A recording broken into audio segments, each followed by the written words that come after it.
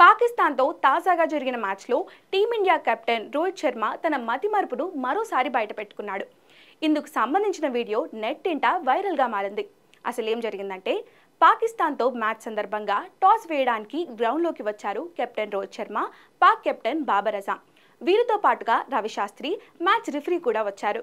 ఈ క్రమంలోనే match referee రోహిత్ను toss వేయాల్సిందిగా కోరాడు. దాంతో రోహిత్ టాస్ కాయిన్ ఇవ్వండి అంటూ చెయ్యి ముందుకు చాచాడు. కానీ అసలు విషయం ఏమిటంటే, టాస్ కాయిన్ హిట్ మ్యాన్ జేబులోనే ఉంది.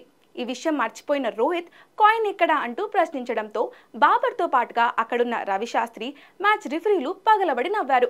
ఇండియన్ కెప్టెన్ సైతం నవ్వును ఆపుకోలేకపోయాడు. ఈ వీడియో ప్రస్తుతం సోషల్ మీడియాలో వైరల్ కావడంతో నెటిజన్లు రోహిత్ పై సరదాగా కామెంట్స్ చేస్తున్నారు. అయితే రోహిత్ టాస్ వేసే క్రమంలో పలు విషయాలు మర్చిపోవడం ఇది తొలిసారేం కాదు. గతంలో ఓ మ్యాచ్లో సైతం టాస్ వేసే క్రమంలో టీమిండియా స్క్వాడ్లో ఏమైనా మార్పులు ఉన్నాయా అని అడిగితే మర్చిపోయాను అని సమాధానం చెప్పి అందరినీ నవ్వించాడు. ఇప్పుడు ఏకంగా టాస్ కాయిన్ నే మర్చిపోయి మరోసారి తన మతిమరుపుతో నవ్వులు పుట్టించాడు. ఇక మ్యాచ్ విషయానికి వస్తే, చివరి ఓవర్ వరకు నరాలు తెగేలా ఉత్కంఠంగా సాగిన ఈ మ్యాచ్లో టీమిండియా 6 పరుగుల తేడాతో థ్రిల్లింగ్ విక్టరీని నమోదు చేసుకుంది.